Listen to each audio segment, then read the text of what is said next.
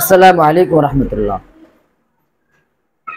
জাতীয় পার্টি বা এরশাদের দল, এরশাদকে একসময় স্বৈরাচার, এরশাদ এদেশে স্বৈরাচারী করেছে এবং তিনি এই স্বৈরাচারের মাধ্যমে এদেশে ক্ষমতা অপব্যবহার করেছে এবং একসময় তার পতন হয়েছে।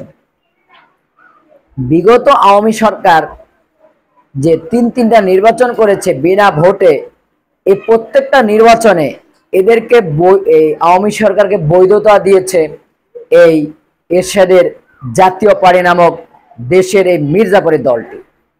আর এই দলটিকেই নাকি প্রধান উপদেষ্টা সাহেব রাজনৈতিক দল হিসেবে আলোচনার জন্য ডেকেছেন। এরা অত্যন্ত দুঃখজনক একটা বিষয়। প্রধান উপদেষ্টা কি এই 15 বছরের দেশের ইতিহাসগুলো তার মনে নেই? এই স্বৈরাচারের দোষর হিসেবে পরিচিত এই জাতীয় পার্টির জন্য এই সরকার এই 15 বছর পর্যন্ত এদেশের মানুষের প্রতি জুলুম, নির্যাতন, অত্যাচার করতে সক্ষম হয়েছে।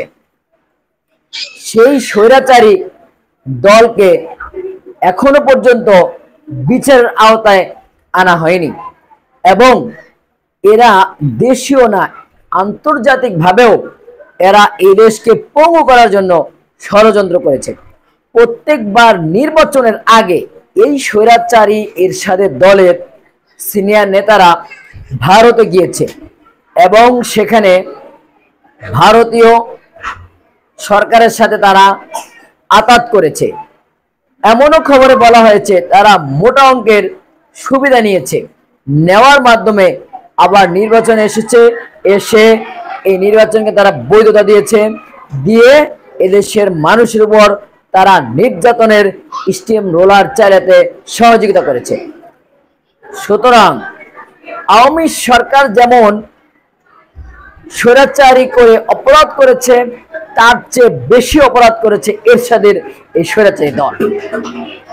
এদের প্রত্যেককে, এই স্বৈরাচারী এরশাদের দলের প্রত্যেক নেতাদেরকে মামলা দিয়ে এদেরকে বিচারের আওতায় এনে বিচার করে এদেরকে এমন দৃষ্টান্তমূলক শাস্তি দেওয়া উচিত যাতে করে ভবিষ্যতে কোনো দল স্বৈরাচারকে সাপোর্ট দিতে দুঃসাহস না পায়।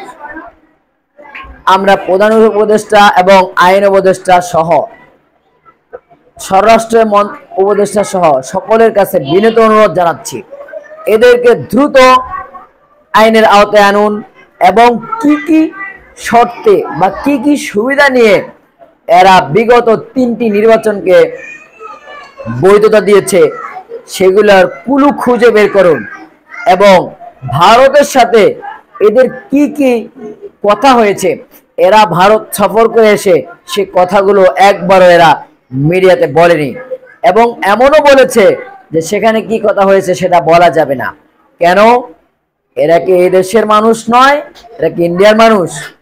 সুতরাং এদের সে কথাগুলো বের করতে হবে এবং এদের ষড়যন্ত্রগুলো রুখে দিয়ে এদেশকে 24-এর স্বাধীনতার সুফল ভোগ করার সুযোগ জনগণকে করে দিতে হবে। এই অন্তর্বর্তীকালীন সরকারের কাছে আমরা এই দাবি জানাই। আসসালামু আলাইকুম।